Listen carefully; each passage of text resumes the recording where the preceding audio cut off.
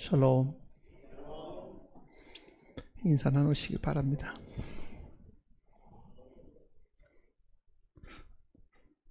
서로를 축복해주는 인사이기 때문에 기도하는 마음으로 그렇게 하시면 좋습니다.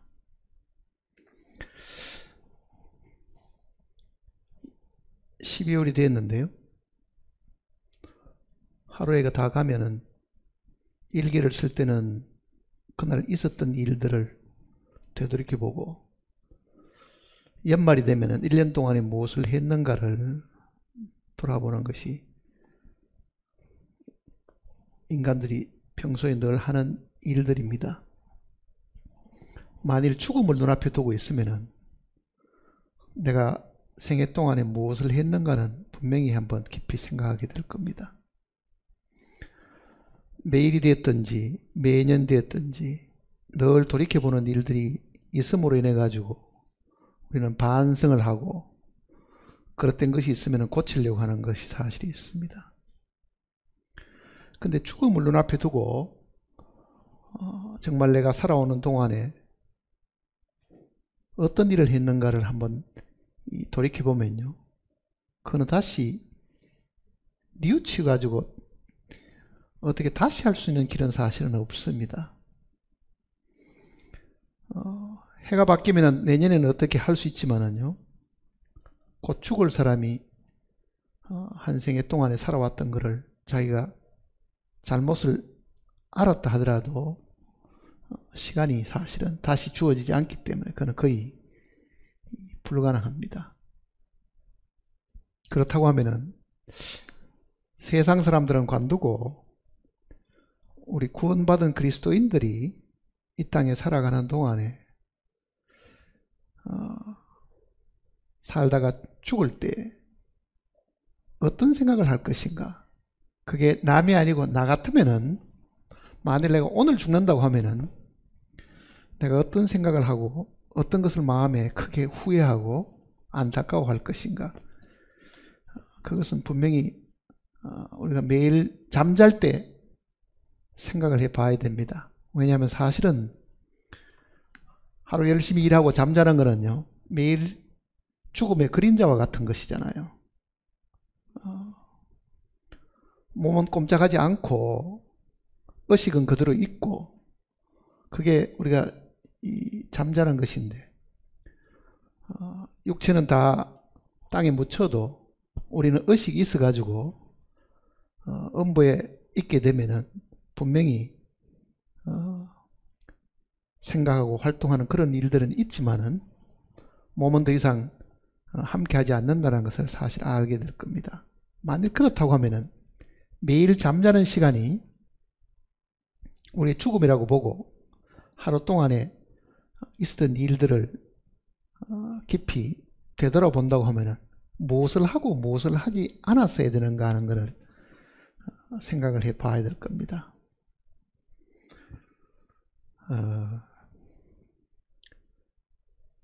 세상 사람들이야 나름대로 많은 계획과 뜻을 가지고 있지만은, 그 많은 계획과 뜻이라는 것은 이 땅에 있는 것들입니다. 이 땅에 꿈을 가지고 그거를 실현해 보려고 노력하고 애쓰고 정말 아침 일찍부터 밤 늦게까지 고생하는 그런 일들이 사실이 있습니다.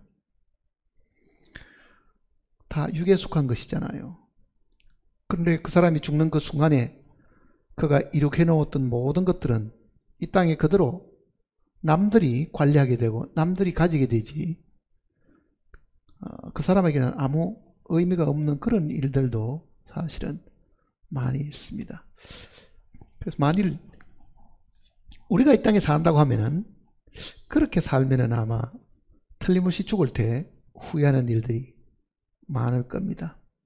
그래서 어떻게 하면 내가 죽는 그 순간에도 하나님 앞에 부끄러움이 없고 내 양심에도 부끄러움이 없고, 정말 나는 나의 갈 길을 열심히 달렸기 때문에 하나님 앞에 담대함을 가지고 설 수 있다, 그런 확신만 있으면은 아마 우리는 오늘 죽어도 좋고 내일 죽어도 좋고 아니면 10년 이후에 만일 그런 마음 상태에서 만일 죽는다고 하면 별로 부끄러움이 사실은 없을 겁니다. 무엇을 해야 되는가 하는 것이 이제 우리에게는 제일 큰 숙제잖아요, 사실은요. 디도서를 한번 보시면요. 디도서 2장을 보시면요.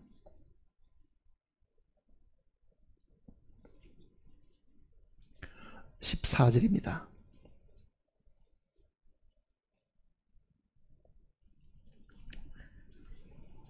디도서 2장 14절 같이 읽겠습니다. 그가 우리를 대신하여 자신을 주심은 모든 불법에서 우리를 속량하시고 우리를 깨끗하게 하사 선한 일을 열심히 하는 자기 백성이 되게 하려 하십니다. 자, 우리를 구원하신 것은 선한 일을 열심히 하는 자기 백성이 되게 하려 하십니다. 인간편에서 보면은 내가 구원받은 것은 정말 감사한 일이고 눈물 날 만큼 감격할 만한 일이기는 해도요, 만일 하나님 편에서 나를 구원하셨다고 하면은 왜 나를 구원하셨는가?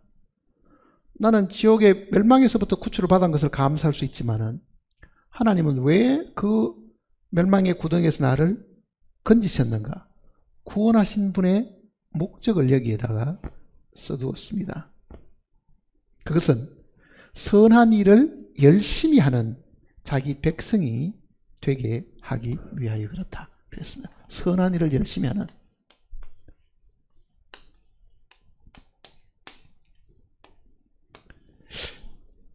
그렇다고 하면요, 구원받고 난 이후에 내가 얼마만큼 선한 일을 열심히 했는가 하는 것이 제일 중요하겠죠. 하나님 우리를 구원하신 목적은 정말 이 선한 일을 열심히 하는 자기의 친백성이 되게 하시기 위한 거였는데, 나는 정작 눈을 감으려고 보니 먹고 사는 부분, 자식 키우는 일들, 내 개인의 어떤 비즈니스, 그런 일에는 혼신의 정을 다 쏟아가지고 다 하긴 했지만은요, 정말 하나님이 나에게 원하셨던 이 선한 일을 내가 과연 얼마나 했는가 하는 것은 한 번은 돌이켜 봐야 될 겁니다. 선한 일을 하는 자기의 친백성이 되게 한다 했으니까. 그러니까 무엇이 선한 일이냐 하는 것도 우리가 한번 생각을 해봐야 되고요. 이걸 어떻게 선한 일을 우리가 실행을 할 수 있느냐, 이것도 한 번은 생각을 해봐야 될 겁니다. 이 내용이 여기만 있는 것이 아니고 성경, 신약성경 이 서신서 속에도 곳곳에 이 내용이 사실은 기록되어 있습니다. 갈라디아 6장을 보시면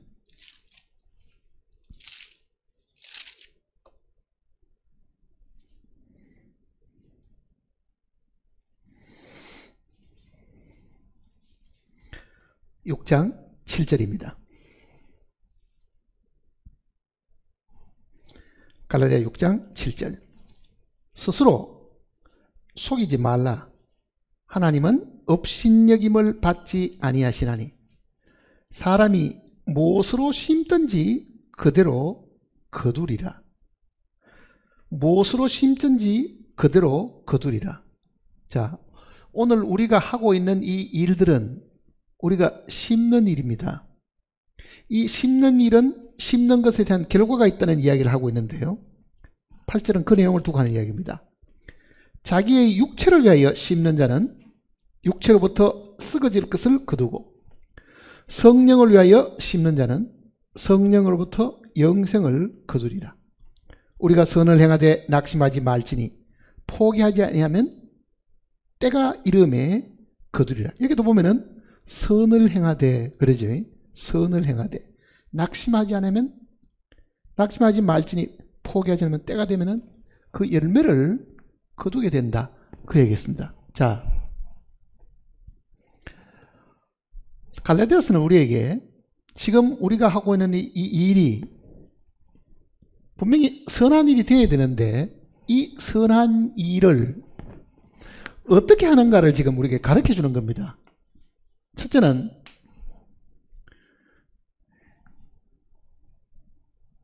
자기의 육체를 위하여 심는 자는 육체로부터 썩어질 것을 거두고 그랬습니다.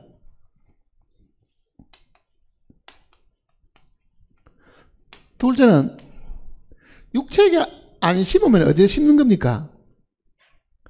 성령을 위하여 심는 자는 성령으로. 여기 지금 혹은 육체 혹은 성령 이렇게 표현했는데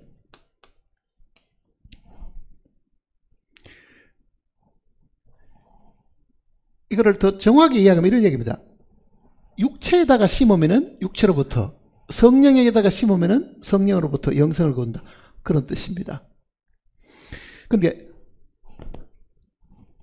참으로 하나님이 열매를 거두실 수 있는 그 선한 일은 분명히 육체에다가 심는 것은 아니겠죠. 지금 여기 우리말 성경은 자기의 육체를 위하여 이렇게 이야기했는데 이게 더 정확히 번역을 하려고 하면은 육체에다가 그렇게 표현하는 게 나왔습니다. 육체에다가 심으면 그 뜻입니다. 육체를 위하여보다 육체에다가 심으면은 육체로부터, 성령에다가 심으면은 성령부터 영생을 거둔다. 그 이야기입니다. 그러니까 지금 내가 쏟아붓는 이 일이 육체에다가 쏟아부으면은 그 육체가 썩음과 동시에 내가 하던 모든 일도 다 썩고 없어지는 것이 되고, 성령에다가 심으면은 그거는 성령이 영원하신 성령이기 때문에 그거는 없어지는 것이 아니다. 그 얘기잖아요. 없어지는 것이 아니다. 이 선행도 마찬가지입니다. 이 선한 일도 이 일이 육체에다가 심으면은 육체로부터 썩어질 것을 거둘 수밖에 없는 것이지만은요, 이거를 성령에다가 심으면, 즉 성령에다가, 즉 성령을 위하여 하는 이 표현은요, 성령을 통하여 성령에다가, 그런 의미가 더 정확한 뜻입니다. 성령에다 심으면. 자, 아침에 일어났습니다. 해질 때까지 무엇이 육체에다가 심는 것이며 무엇이 성령에다가 심는 일이겠느냐, 그 얘기잖아요. 밥을 먹었다, 일하러 갔다, 학생들 같으면 공부를 한다. 여탄 지금 우리가 이 땅에 있는 모든 일들은 육체로서 움직여가 하는 일들이긴 해도요, 실제 이 육체의 이 모든 일들을 육체 그대로에게 심는 일이 있고 성령에다가 심는 일이 있다. 이거를 지금 구분해서 지금 우리에게 말씀해 주셨습니다.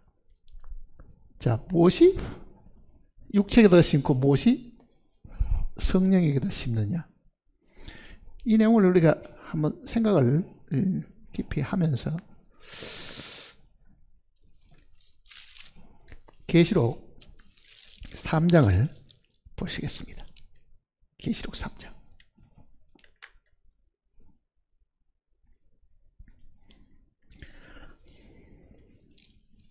14절을 보시겠습니다.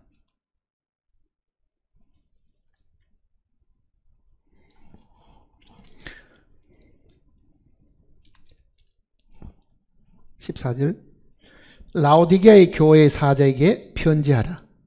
아멘이시오, 충성되고 참된 정인이시오, 하나님의 창조의 근본이시가 이르시되, 내가 네 행위를 아노니 내가 차지도 아니하고 뜨겁지도 아니하도다. 내가 차든지 뜨겁든지 하기를 원하노라. 내가 이같이 미지근하여 뜨겁지도 아니하고 차지도 아니하니 내 입에서 너를 토하여 버리리라. 내가 말하기를 나는 부자라, 부유하여 부족한 것이 없다 하나 내 곤고한 것과 가련한 것과 가난한 것과 눈먼 것과 벌번 것을 알지 못하는도다. 내가 내게 권하노니 내게서 불로 연단한 금을 사서 부유하게 하고 흰옷을 사서 입어 벌거벗은 수치를 보이지 않게 하고 안약을 사서 눈에 발라 보게 하라. 물은 내가 사랑하는 자를 책망하여 징계하노니 그러므로 내가 열심을 내라. 회개하라. 볼자다 내가 문 밖에 서서 두드리노니 누구든지 내 음성을 듣고 문을 열면 내가 그에게로 들어가 그와 더불어 먹고 그는 나와 더불어 먹으리라. 이기는 그에게 내가 내 보좌에 함께 앉게 하여 주기를 내가 이기고 아버지 보좌에 함께 앉은 것 같이 하리라. 귀 있는 자는 성령이 교회들에게 하신 말씀을 들을지어다. 자, 라오디게아 교회의 특징은요,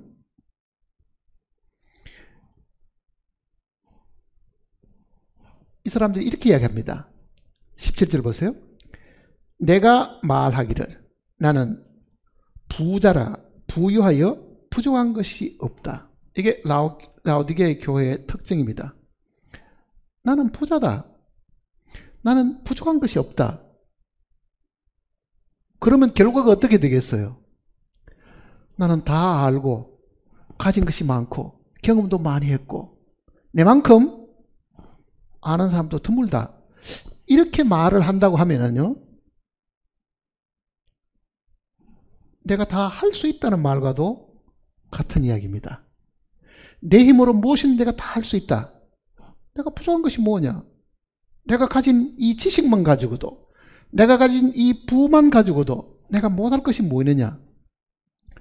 그러면은 라오디게아 교회 사람들의 이 특징대로 내가 다 할 수 있고 다 가지고 있다고 하면은 주님이 필요하지를 않으시겠죠, 당연히. 그래서 주님이 밖에 계시는 겁니다.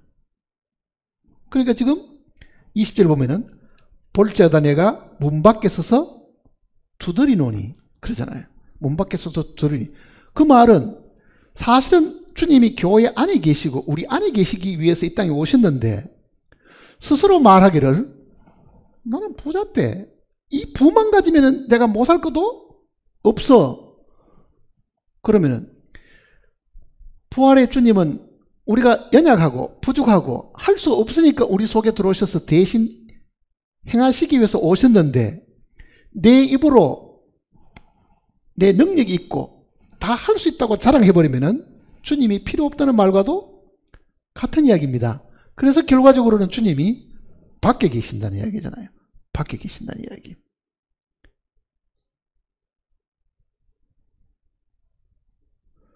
개인적으로도 마찬가지입니다. 이게 라오디게아 교회에게 주신 이 이야기는요, 실제 우리 개인에게 적용해도 똑같은 이야기가 되는 거예요. 주님이 내 밖에 계시느냐, 내 안에 계시느냐. 그 차이는요, 내가 자만하거나, 내가 자랑하거나, 나는 도움받을 게 뭐 있냐? 내가 차라리 남을 도와주면 도와주지. 내가 성경 모르는 게 뭐 있냐? 그동안 성경 들은 지식만 해도 이게 얼만데? 내가 성경을 도대체 몇 분을 봤는데?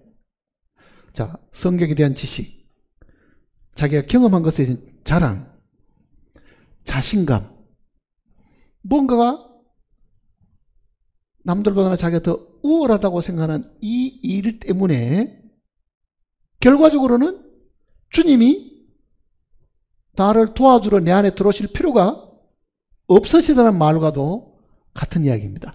밖에 계신다는 이야기죠. 밖에 밀려나신 거죠. 자, 우리의 신앙생활은 우리가 하는 것이 사실은 아닙니다.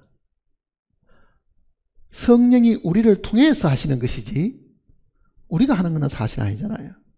내가 하는 것은 다 썩어지고 없어질 육신에다 쏟아붓는 일들이라고요.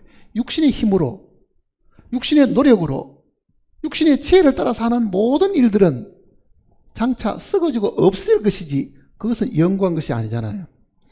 성령이 하신 것이 아니면은 절대로 남아있지를 않습니다. 그러니까 지금 우리가 신앙생활 하는 데 있어가지고 이게 주님이 나를 통해서 하신 것이냐, 내가 하는 거냐, 그 차이인데 그게 지금 크게 이렇게 구분이 사실 되는 겁니다. 같은 일을 하는데도요, 이게 육신에게 쏟아붓는 일이 있고 성령에게다 쏟아붓는 일들이 사실 있다는 얘기입니다. 앞에 있는 이 일이 우리가 육신적으로 보면은 아이 키우는 일이고, 자녀를 양육하는 일이고, 남편을 섬기는 일이고, 혹은 종들이 주인을 섬기는 어떤 그런 일들이라 해도 이거는 육신에 쏟아붓는 일도 있을 수 있고 성령에게 쏟아붓는 일도 있다. 즉 성령을 위해 사는 일들도 분명히 있다. 자, 라오디게아 교인들이 했던 일들은요, 자기 힘과 자기의 부를 근거로 해가지고 자기의 어떤 능력을 기초로 해서 자기 경험과 자기 지식을 따라 가지고 살았습니다. 그러니 결국은 주님이 하신 것은 아니고 누가 한 겁니까? 내가 한 거지요. 주님은 밖에 계셨고 자기가 한 거죠, 사실은요. 자, 그렇다고 하면은 우리가 개인적으로 한번 생각을 해봅시다. 어떻게 주님이 우리 안에 들어오시게 하느냐? 밖에 나가신다고 하는 그 주님이 우리 안에 어떻게 들어오시게 하느냐? 주님의 시각은 사실은 다릅니다. 여기 다시 보세요. 17절 다시 보시면요, 내가 말하기를 나는 부자라 부유하여 부족한 것이 없다 하나, 이거는 라오디게아 교회가 그렇게 말하는 거지 실제 하나님이 보실 때는 어떠냐? 어떻습니까? 내 곤고한 것과 가련한 것과 가난한 것과 눈먼 것과 벌거벗은 것을 내가 자, 하나님이 보실 때는 지극히 가난하고 입을 옷조차도 없는 정말 그런 비참한 존재인데도 자기가 그렇게 생각하는 거죠. 자기가. 하나님이 보시는 시각하고 자기가 보는 시각의 차이입니다. 교만할수록 사람이, 자신감이 있을수록 하나님 보실 때는 어떻습니까? 너는 가련하고 공고하고 벗었고 아무것도 할 수 없는 존재다, 그거잖아요. 자, 지금 여기에 표현되어 있는 이 표현들, 공고하고 가련하고 눈이 멀었고 벌거벗은, 이것은요 정말 우리가 부족하다는 거잖아요. 부족. 아무것도 할 수 없다는 이 내용을 지금 이야기하는 거잖아요. 그러니까 우리가 하나님 앞에 기도를 하려고 하면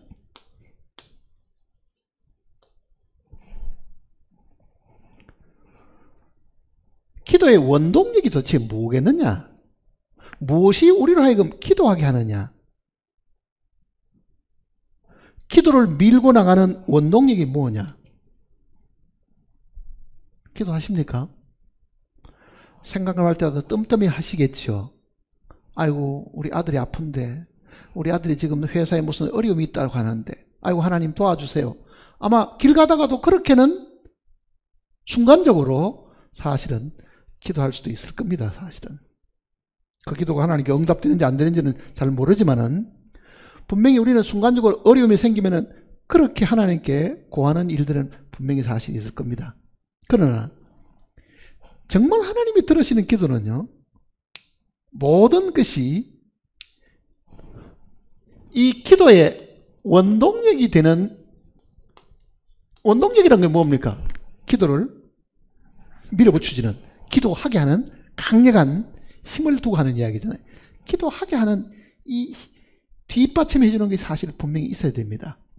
바람이 불어주면은 돛을 단 배가 그 바람에 의해 가지고 앞으로 전진할 수 있는 것처럼 그 바람이 배를 앞으로 나아가게 하는 추진력이고 이게 밀어주는 힘이잖아요.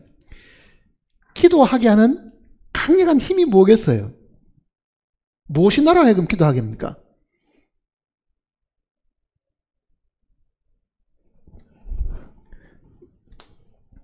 이 기도의 원동력은요, 무기력한 겁니다. 무력하다는 거. 무력하다. 지금 여기에 이 라오디게아 교회의 사람들이 하나님이 보실 때 어떠냐? 하나님이 보실 때는 아주 마음이 공고합니다. 정말 극심한 공고함이 있고, 그 다음에는 가련하고 불쌍하지요. 그 다음에는 가난하고 가진 것도 없지요. 그 다음에는 자기 앞길도 제대로 볼 줄 모르는 눈먼 사람들입니다. 그 다음에는 입은 옷조차도 없는 불쌍한 사람입니다. 그러니 어디를 둘러봐도 이 사람은요, 자기가 뭘 할 수 있는 것이 없는 가장 무기력하고 무력한 사람이잖아요. 이 가장 무력한 것이 기도의 원동력입니다. 그런데 라오디게아 교인들 스스로 생각할 때는 어떻습니까? 나는 부유하다. 내가 부족한 것이 뭐냐? 그 사람은 기도를 안 한다는 말과도 같은 입니다. 기도할 필요가 뭐냐? 내가 무슨 부족한 것이 뭔데? 부족한 것이 있으면 하나님께 달라고 기도하겠지만은 쌓아놓은 것이 이렇게 많고 아는 것이 이렇게 많고 경험한 것이 이렇게 많은데 기도를 왜 하겠어요? 그러니 기도는 하나님이 내 안에 들어오셔가지고 내 대신 해 주십사 하는 내 간청인데 하나님이 들어오실 필요가 없으시지요. 그러니까 밖에 계시는데 이 밖에 계시는 하나님을 다시금 내가 불러드리려고 하면은 하나님이 보실 때 내 모습, 그 위치를 내가 보고 있어야 됩니다. 그게 공고와 가련함과 아무것도 할 수 없는 것, 가진 것도 없고 벗은 것, 눈도 멀었고 그런 상태에 이 무력함이 필요하다. 자, 이 무력함이 가장 무능하고 할 수 없고 정말 나야말로 바닥 인생이다. 그 사람이 그런 마음이 있으면 그것이 우리로 하여금 기도하게 하고 이 기도가 밖에 계시는 주님을 안으로 불러 드릴 수가 있다. 그 얘기입니다.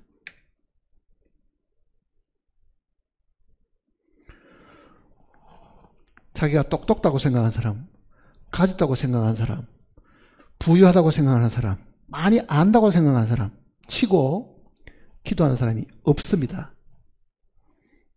절대로 그런 사람은 기도할 줄 모르고 그저 기도의 말은 할지 모르죠. 무슨 이런 대중 집회에서 기도를 시켜놓으면 문장을 만들어서 기도문은 발표할 수 있을지 모르지만은요, 그거는 사람 귀에다가 들려주는 기도일지 모르지만은요, 정말 그것은 하나님께 기도가 되지를 않습니다. 기도는 하나님께 하는 거잖아요. 자, 어떤 성도는 이 기도를 이렇게 표현했습니다.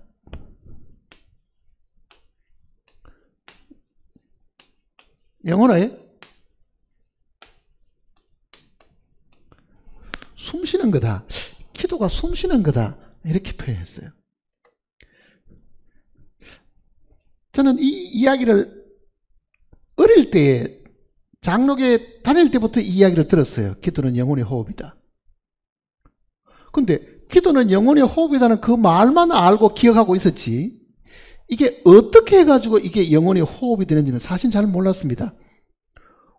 이게 어떤 작용을 하고 있기 때문에 기도가 영혼의 호흡이라고 불렀는지는 그 내용은 잘 모르면서도 그 말은 기억하고 있었다고요. 자, 영혼의 호흡이란 말이 무슨 말입니까? 내가 기도하면은 그러면 그때서 내 영혼이 숨을 쉰다는 말이에요? 그런 의미가 아닙니다, 사실은요. 기도가 영혼의 호흡이라는 말은 그런 의미가 아니라고요. 자, 기도를 하는데 사람이 기도가 정말 호흡이 된다고 하면은요, 이런 이야기입니다. 내가 숨 쉬는 걸 한번 생각해 보세요. 내 자신이 지금 숨 쉬는 거.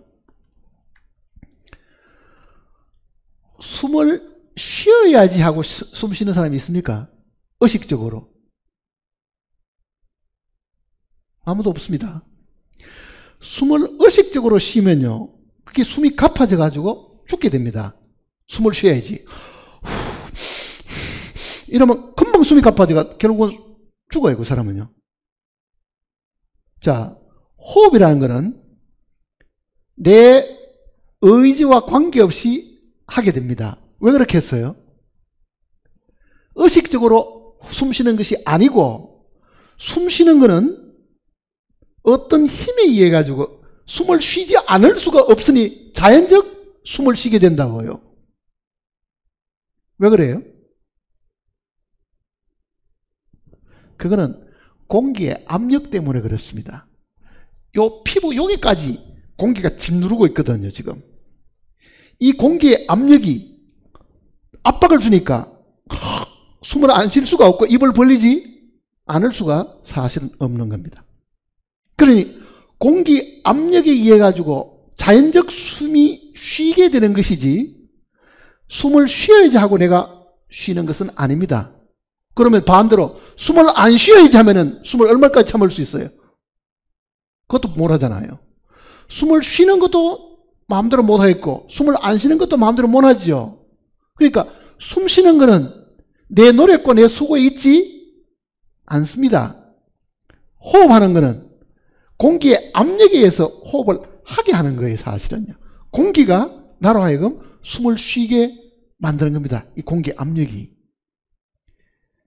이게 우리 기도에도 이게 똑같이 작용한다, 이렇게 표현한 거죠. 기도도 똑같이 숨 쉬는 거하고 똑같은데 육신에 숨 쉬는 게 아니고 우리의 영이 숨 쉬는 거다. 자, 영이 숨 쉬는 것도 어떻게 해야 되겠어요? 내가 숨 쉬어야지 하고 영이 숨 쉬는 게 아니고 어떻다는 이야기입니까? 압력이 있다, 그 얘기잖아요. 압력이 있다. 어떤 압력이 있어요? 그게 주님이 밖에서 문을 두드리는 거잖아요, 사실은. 그게 압력이라고요. 그게 기도하게 하는 거거든요. 자, 우리는 이렇게 생각합니다.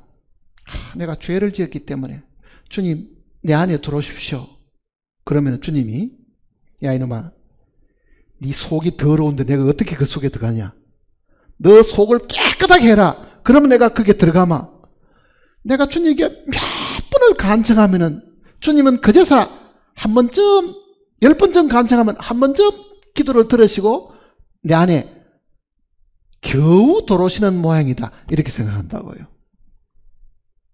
대부분 사람이 주님을 모셔드리는데 그 주님이 들어오시기도 싫은데 내가 열심히 간청을 드렸더니만은 억지로 내 안에 들어오시는 것처럼 이렇게 생각하지요. 그 생각이 틀렸습니다. 그건 왜 그래요? 자, 이 호흡하는 이 표현이에요. 이게 숨 쉬는 게 숨이죠. 자, 숨이라는 단어하고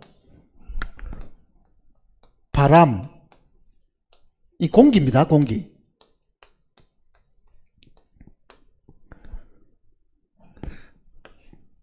영, 이 단어는 본래 히브리어도 그렇고 헬라어도 그렇고 이게 한 단어라고 제가 이야기를 드렸습니다. 루아라는 한 단어라고 얘기 드렸잖아요. 그러니까 바람이나 공기도 루아 똑같고 숨도 루아, 우리가 말하는 영도 루아입니다.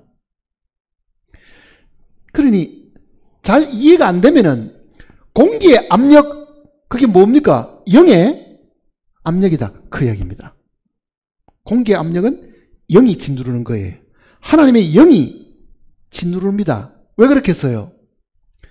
오순절날 이 땅에 성령이 오셔가지고 모든 육체에게 임해 있습니다. 문제는 영이 여기까지만 있지 안에까지 못 들어간 사람이 있는 거죠, 사실은요.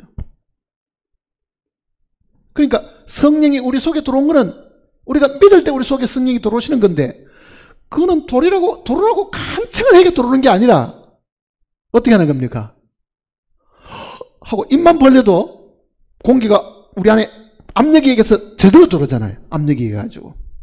그러니까 하나님은 지금도 믿지 않는 사람들 속에도 들어오시려고 여기까지 와 계시는 겁니다. 모든 육체에게 부어준다는 말은 모든 육체까지 다 와 있다는 이야기잖아요. 그게 지금. 그게 공기가 짓누르는 거고 그걸 성경은 두드리는 걸로 사실은 표현하신 거죠. 그러면 이 라오디게 교인들은 정말 주님이 밖에서 지금도 들어오셔가지고 내 안에서 내가 할 수 없는 것, 그거를 대신해 주기 위해서 들어오시려고 하는데, 저는 속에서 생각하기를, 내가 왜 주님이 필요하냐? 내가 부족한 것이 뭐냐? 왜 이거를 내가 할 수 없다는 말이냐? 나도 정신 차려가지고 힘을 들이면 할 수 있는데 꼭 주님의 도움을 받아가야 될 필요가 뭐냐? 이렇게 생각하는 거죠. 그러니 열심히 하고도 어디다 쏟아붓는 겁니까? 육체에다가 쏟아붓는다. 즉 육신의 힘으로 한다. 그 얘기죠. 육신의 힘으로 한다.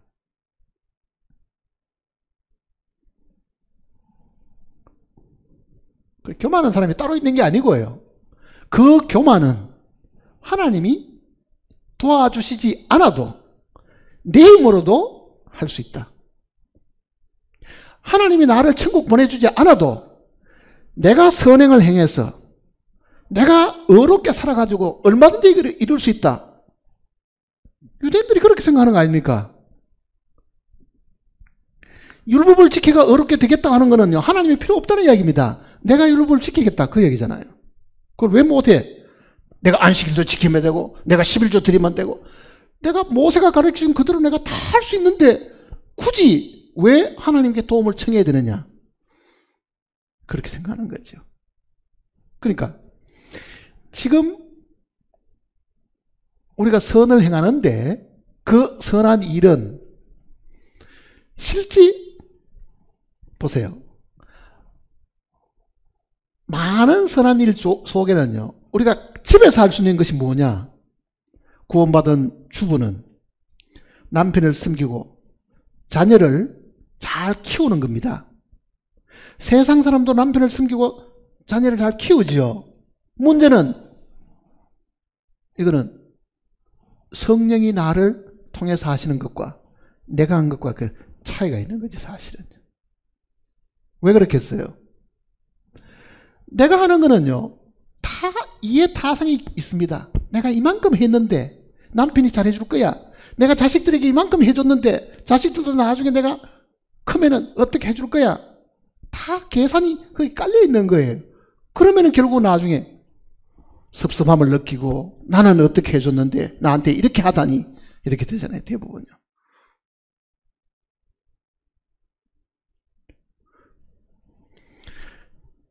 자, 선한 일을 하긴 해야 됩니다. 정말 선한 일을 위해서 우리가 지음을 받았으니까 하나님 앞에서 정말 선한 일을 많이 해야 됩니다. 믿는 사람에게 정말 주님을 믿는다는 그 제자 한 사람에게 정말 주님의 이 명령대로 찬물 한 그릇 떠다 주는 것도 주님이 잊지 않고 그걸 다 갚아주신다고 한다고 하면은 우리가 이 땅에 있는 동안에 해야 될 많은 선한 일들이 있는데 그 선한 일들을 주님이 우리를 통해서 하셔야 된다는 걸 성경이 지금 이야기를 하고 있는 거예요.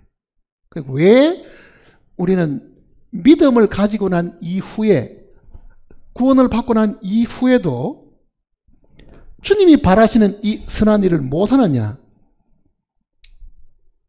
자기 영광을 드러내는 거거든요. 그게 사실은요. 자기 영광을 드러내는 거예요. 마태복음 보시면요.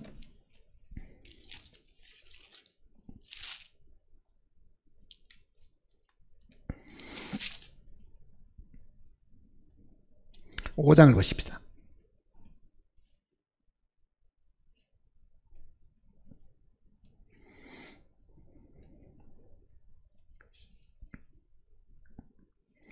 (16절입니다)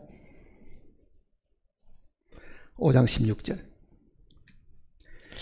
이같이 너희 빛이 사람 앞에 비치게 하여 그들로 너희 착한 행실, 즉 선한 행실 같은 말입니다. 너희 선한 행실을 보고 하늘에 계신 너희 아버지께 영광을 돌리게 하라. 이 구절을 읽으면 좀 이상하지요? 왜 이상합니까? 내가 여기 가난한 어떤 사람이 있습니다. 내 이 추운 날 이 외투를 벗어가지고 이 사람에게 줬습니다. 그게 선한 일이고 착한 일이잖아요.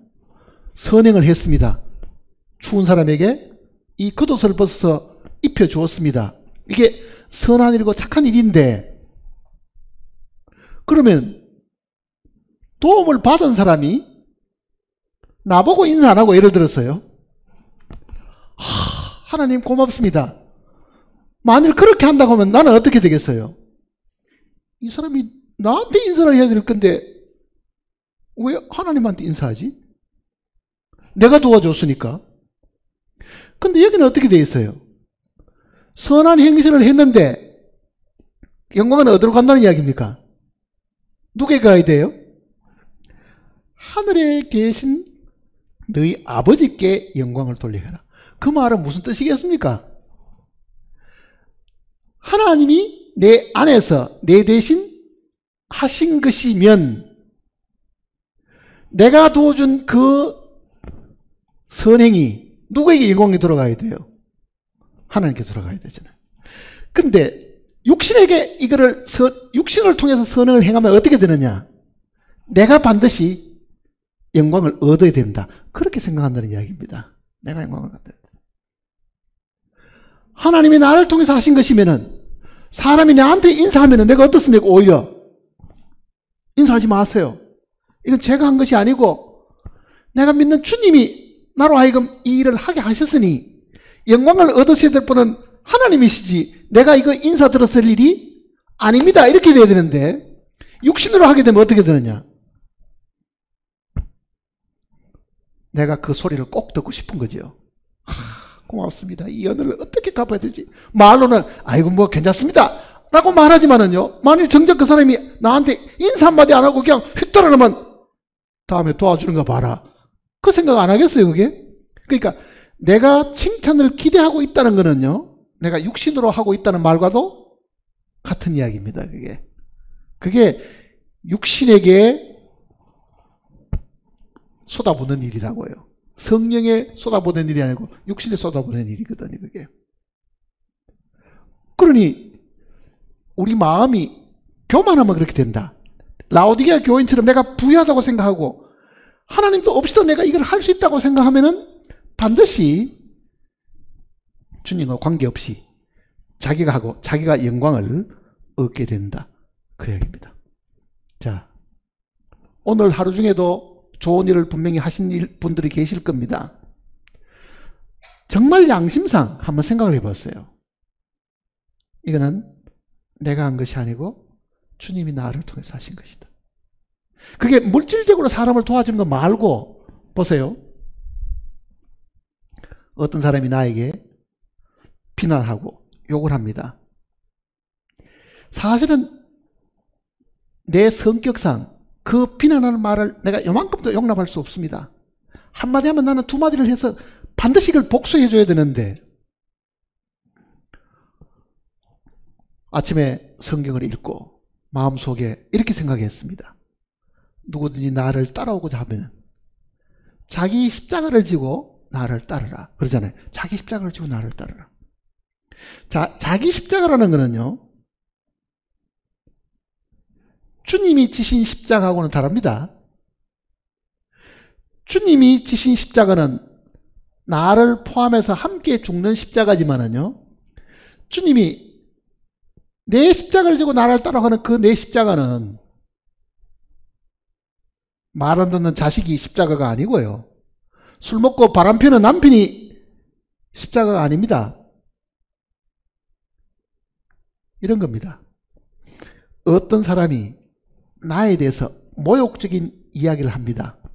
없던 말을 지어내가 나를 비방하고 사람들 앞에서 나에게 창피를 줍니다. 그러면 내 속에서 어떻습니까?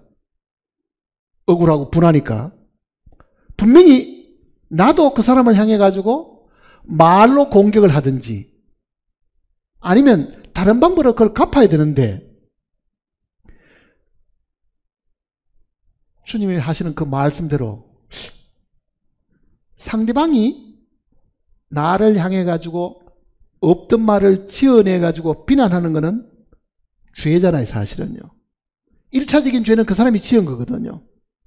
그런데 그 사람이 1차적인 죄를 지었는데 나도 그 사람을 향해서 같이 갚아주기 위해 가지고 같이 비난하고 같이 욕을 하면은 두 번째 죄는 내가 짓는 거지요, 사실은요.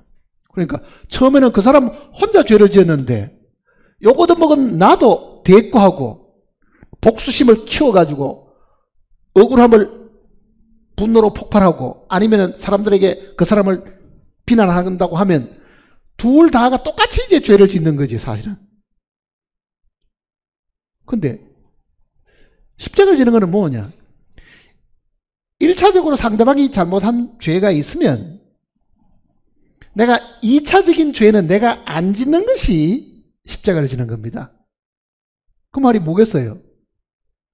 상대방이 나에게 욕을 하기 때문에 나도 욕을 할 수 있다고 하더라도 그 욕을 해서 되갚지 않는 것, 맞대응을 하지 않고 대꾸하지 않고 복수심을 키우지 않는 것이 그게 십자가 지는 일이라고요. 그런데 100명에 99명이 그렇게 안 하지요, 사실은요. 정말 한 사람이나 한두 사람이 그렇게 할지 모르지만은요, 그 말을 그대로 흘려버리고 주님이 그 사람을 향해 가지고 어떻게 갚아주시기를 주님께 맡기고 있으면은 성령이 그 사람 대신에 나서서 대꾸하시거나 그 사람의 말을 입을 닫게 하시거나 그거는 주님이 하실 일입니다. 그렇게 물러서는 일들이 십자가를 지는 일이라고요. 그 십자가를 지는 그 일이 성령이 하셔야 가능하다. 내 힘으로는 그게 도저히 못 참으니까. 내 성격과 내 기질과 내 육신의 모든 걸 갖고는 도저히 내가 무시당하는 걸 참을 수가 없다. 그러잖아요, 그거. 근데 그때도 내가 육신대로 살면 반드시 죽을 것이로되 영으로서 육신을 죽이면 살리니 그러잖아요. 근데 그 영으로서 죽이는 것이 뭐냐? 그게 성령이 우리를 통해서 하시게 하는 일이다. 자, 일은 해야 되더라도 성령이 우리를 통해서 하시는 그 일은 우리가 억지로 참는 것하고는 다릅니다.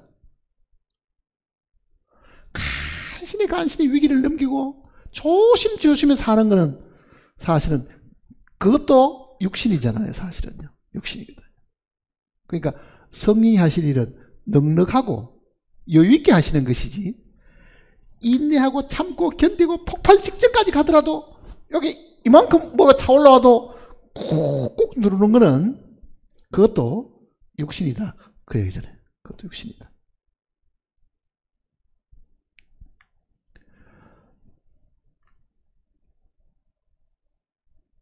마음속에 한 가지 일을 하더라도요.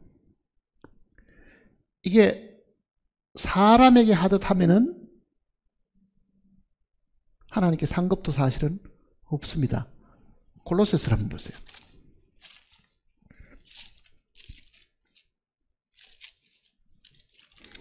골로새서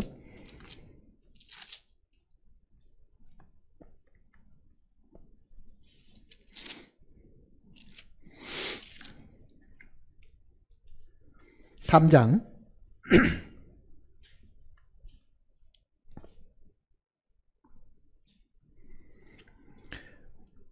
23절입니다.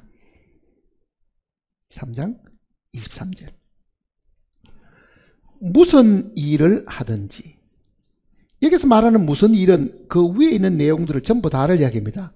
아내들에게 하는 이야기, 남편들이 하는 이야기, 자녀들에게 하는 이야기, 종들에게 하는 이야기 다 들어있죠. 자, 부부 사이에 있은 이야기, 부자지간에 있는 이야기, 혹은 주종간에 있던 이 모든 일들, 그거를 액면 그대로 보면 그게 다 육신의 일입니다. 육신의 부부, 육신의 부자지간, 혹은 육신의 주종관계에 있는 사람들과의 그 일들도 그 이야기잖아요. 마음을 다하여 누구에게 하라고요? 죽게 하듯 하고 사람에게 하듯 하지 말라. 이는 기업의 상을 주께 받을 줄을 아나니 너희는 주 그리스도를 섬기느니라. 자, 이 말을 우리가 항상 명심하고 있어야 됩니다. 부부 사이에서도요, 얼마나 갈등이 많습니까? 걸핏하면 다투고, 걸핏하면 이혼하려고 그러고, 걸핏하면 서로 비난하고. 좋을 때 좋겠지만은 부자지간도 마찬가지입니다. 말 안 듣는 자식. 자식이 볼 때 아버지가 아버지 노릇 제대로 못하고 맨날 술이나 먹고 사는 그런 아버지도 있지요. 그러니 그 아들이 생각할 때는 그 아버지가 왜 존경스럽고 그 아버지께 왜 순종을 해야 되겠어요? 학비를 대주기를 해요. 생활비를 대주기를 해요. 주종관계도 마찬가지입니다. 주인이 인자하고 너그러우면은 종들도 그 주인을 잘 섬기겠지만요. 만일 주인이 포악하고 굉장히 까다롭고 하면은 종들이 얼마나 힘들어하겠어요. 그런데도 성령은 우리에게 뭐라고 말씀하시냐면요. 그런 까다로운 주인에게도 순종하라 그러잖아요. 까다로운 주인에게도. 왜 그렇게 했어요? 가정에서의 권위, 부부 사이의 권위, 부자지간의 권위, 주정과의 그 모든 권위를 세워놓으신 분이 하나님이시니까 만일 내가 마음에 안 드는 아버지, 마음에 안 드는 남편, 마음에 안 드는 상전을 내가 섬긴다 하더라도 그게 힘들고 어렵겠지만은 그 사람을 섬기고 그 사람에게 순종한다고 생각하지 말고 누구에게 하라고요? 이게 하나님의 명령이니까 주님께 하듯이 하면 주님께로부터 상이 있다. 그게 이제 육신에 쏟아붓는 것하고 성령에 쏟아붓는 것, 그 차이를 두고 하는 이야기입니다. 보세요. 나한테 잘해주는 사람에게 잘하기는 쉽잖아요. 그거는 육신이거든요. 그거는 썩고 없어지는 겁니다. 나한테 험악하게 대하는 사람인데도 이거는 내가 주님께 하듯 해야 된다. 왜? 이 별난 사람을 세워놓은 것이 주님이시니까. 내가 이 사람에게는 마음이 가지 않아도 이 사람을 세운 주님께 내가 순복을 해야 되니까 나는 순종을 해야 되겠다고 하고 주님께 하듯이 하게 되면 그 사람은 성령에게다가 싣는 것이다. 그 뜻입니다. 성령이. 그러니까 선한 일이라는 것이 육신의 일과 영적인 일을 구분하는 게 아니고 이 세상의 많은 일들 속에 선과 악이라는 것은 누가 하느냐? 그게 차이가 있는 거잖아요. 이게 누가 하느냐? 내가 하느냐? 성령이 하시느냐? 육체에다 쏟아붓느냐? 성령에게 쏟아붓느냐? 그 차이라는 이야기입니다. 그게. 그러니까 가정일을 하면서도 선한 일을 분명히 할 수도 있고 직장 일을 하면서도 선한 일을 할 수 있습니다. 누구에게 하면 그렇게 돼요? 모든 일을 주께 하듯 하라. 이는 기업의 상을 주께 받을 줄.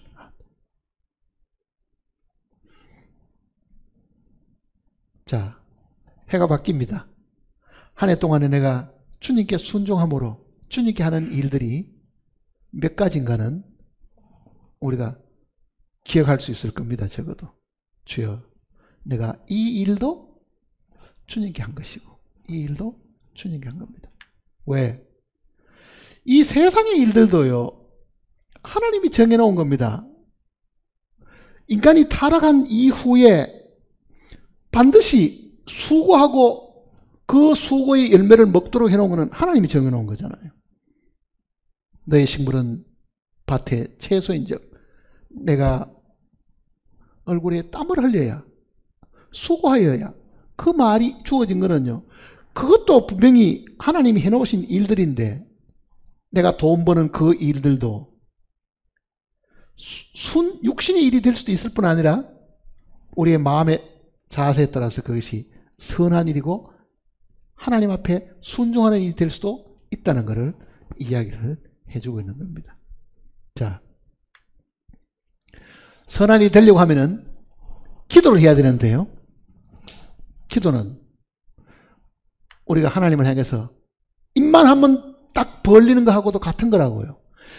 공기가 들어오려고 지금 압박을 하고 있으니까 하기만 해도 공기가 안으로 들어오는 것처럼 하나님은 들어오라고 간청하면 억지로 들어오시는 게 아니라 내 마음을 그를 향해서 열게만 하면은 순간적으로 즉시 들어오셔서 나와 더불어 먹고 나와 더불어 마신다. 그는 주님이 우리와 함께 교제하신다는 뜻입니다. 함께 교제. 자, 그분이 우리 속에 들어오도록 하셔가지고 그분이 우리 대신에 할 수 있도록끔 우리가 길을 비켜 드려야 됩니다. 길을 비켜 드려야 돼요.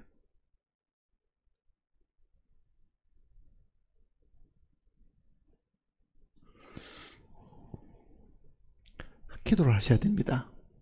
제가 자주 이야기하잖아요. 기도를 하셔야 된다고. 아침에 일찍 일어나면은 말씀을 펴놓고 한 구절을 읽어보고 기도하시고 이 말씀 속에서 무엇을 우리에게 주신가를 생각을 해보면은 분명히 그 말씀의 뜻이 떠오릅니다. 그건 확실해요. 가끔 사람들이 저보고도 물어봅니다. 우리는 성경을 읽어도 그게 그때 그런 뜻인 줄 생각도 못하는데 목사님은 그걸 그런 말씀인 줄 어떻게 알았어요? 이렇게 물어보는 사람이 있다고.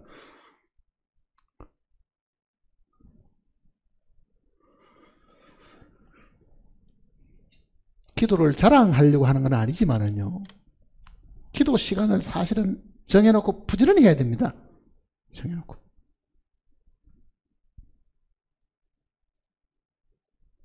그러면은 내가 하는 것보다는 하나님이 하시게 되면은 결과도 어떻게 했어요? 훨씬 더 많고 크고 능력이 분명히 나타납니다. 하나님이 하시는 일. 많은 경우는 하나님을 제치고 자기가 하는 거죠. 자기가 전도하고 자기가 도와주고 자기가 나서서 설교하고 모두가 다 자기가 하려고 덤벼들면은 하나님이 하실 기회조차도 주지 않는다고 하면은요. 그게 불가능한 거예요. 그러니까 기도는 말을 바꾸면은 내가 비켜서고 주님이 우리 안에 들어오셔서 주님이 우리 안에 역사하시도록 하는 첫 번째 통로가 기도하는 일입니다. 기도하는 것. 하나님이 내 안에 사셔야 된다.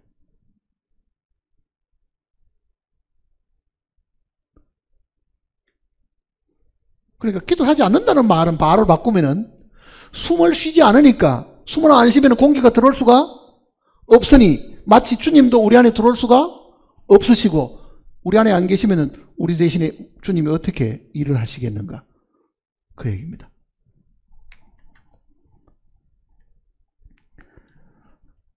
사람들 앞에 나서서 설교하고 전도하는 것을 좋아하는 사람은 많습니다. 근데 실제 보이지 않는 곳에서 기도하는 사람들은 극히 드물어요. 왜 그렇겠어요? 전도하고 설교하는 것은 남에게 칭송을 받을 기회가 주어진다고 생각하는 거지요. 기도하는 것은 다 묻혀버리잖아요. 사람이 기억도 못하지요. 알아주는 일도 아니지요. 기도 안 하는 거죠, 사실은요. 그러니 설교하는 것보다는 기도하는 사람이 더 필요한 거예요. 설교하는 사람보다.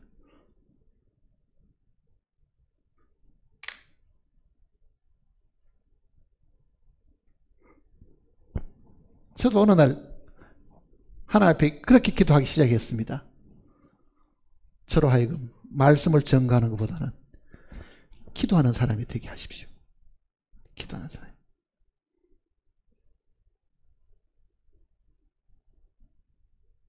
정말 보이지 않는 곳에서 기도하는 사람이 되게 해달라고. 어느 날부터 기도를 그렇게 하기 시작했습니다.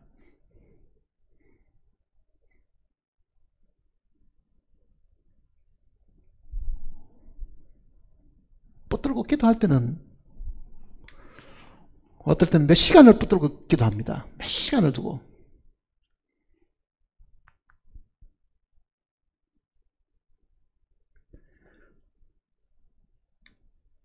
그 기도의 효과라는 거는 주님이 어떤 거는 즉시 들어주신 일들도 있고 어떤 거는 늦게 들어주신 일도 있지만 그거는 우리는 기도하는 것이 우리의 일이고 응답하시는 건 하나님의 일이니까 우리는 우리 책임을 다하는 거죠, 사실은요. 바울도 뭐라고 이야기합니까? 나는 심었고 아볼로는 물을 주었을 때 우리 할 일이 있고 하나님이 하실 일이 있다, 그 이야기입니다. 자라나게 하시는 하나님이 하신다. 우리가 자라나게 할 수는 없잖아요.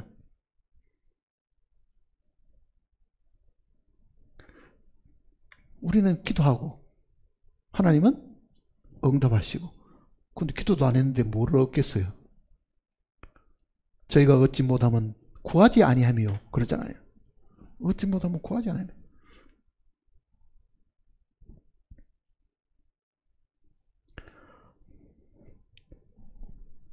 기도하는 사람은 주님이 밖에서 계시지 않습니다.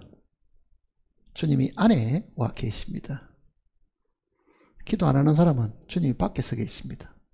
지금도 주님은 안에 들어오셔서 내 대신 일을 하시려고 한다. 그거를 우리가 분명히 기억을 하고 있어야 됩니다.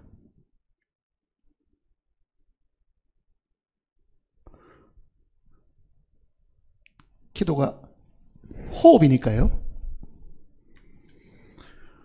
꾸준하게 해야 되겠죠. 호흡하는 거는 꾸준하게. 압력을 계속 주시니까 꾸준하게.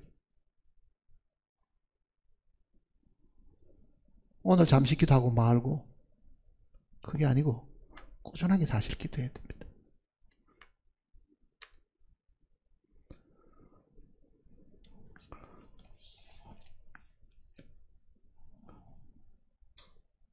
(12월) 다 가기 전에 금년에 살아온 삶도 한번 돌이켜 보시고 12월이 2021년의 마지막이 아니라 이게 내 인생의 마지막이라고 한번 생각해 보시고요. 정말 내가 하나님 앞에 이렇게 살아간 것이 합당하냐? 사도 바울은 내가 달려갈 길을 다 달렸다 하는 거는요, 자신감이 있은 거잖아요. 분명히 하나님이 하라는 대로 내가 분명히 다 하고 살았으니까 내 할 일은 다 했다는 말입니다. 그 말이.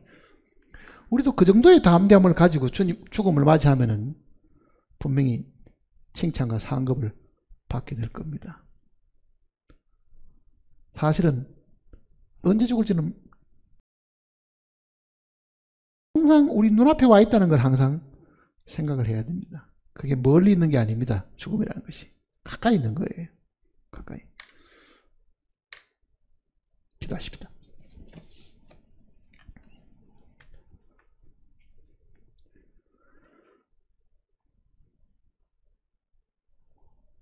자비로우신 아버지 하나님, 우리들 하여금 쉬지 말고 기도하라고 말씀하셨지만 우리는 기도를 정말 게으르게, 그리고 가끔씩 생각날 때마다 혹은 위급할 때 한 번, 두 번 우리가 기도를 하지 않고 살아왔습니다.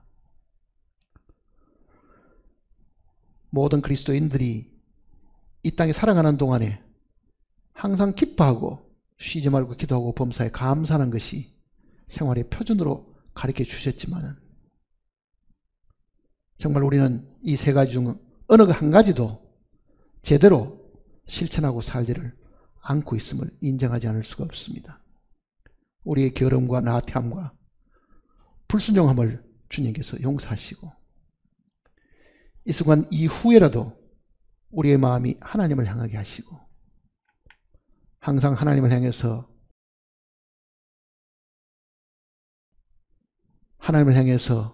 기도하는 저희들이 되게 도와주시옵소서. 우리의 마음속에 참으로 하나님으로 늘 만족하고 하나님으로 감사하고 하나님으로 기뻐하는 저희들이 되게 도와주시옵소서. 오늘 밤에 주님이 저희들을 불러가신다 하더라도 정말 우리의 마음속에 부끄러움이 없고 두려움이 없도록 늘 준비하고 살도록 주님 우리를 돌봐 주시옵소서. 이 땅에 죄인으로 태어나서 하나님의 아들로 거듭난 저희들이 오매 더 이상 죄인의 모습으로 살지 않고 하나님의 아들의 영광스러운 모습으로 살게 하시고 무슨 저희들이 되게 도와주시옵소서. 우리의 마음과 생각을 주님의 손에 부탁드리오니 주님의 선하신 목적과 뜻대로 우리를 사용하시고 이끌어 주실 것을 부탁드리면서 주 예수님의 크신 이름으로 기도드립니다. 아멘.